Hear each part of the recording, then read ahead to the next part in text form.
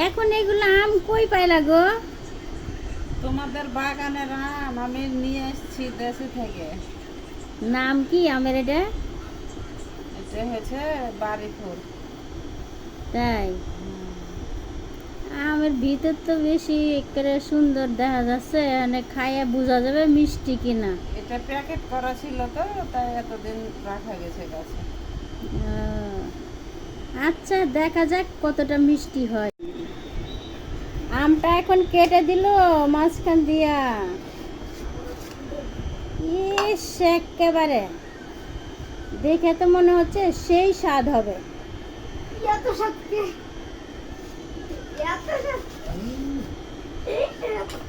আব্দুল্লাহ শেখ একটা খেয়ে দেখো।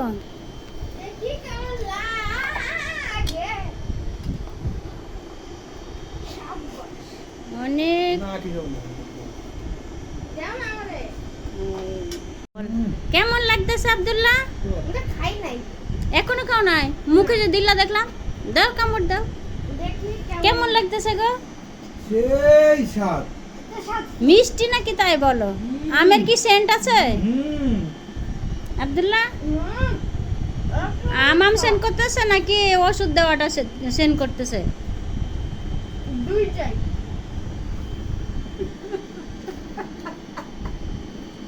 তোমার কি লবণ লাগবে?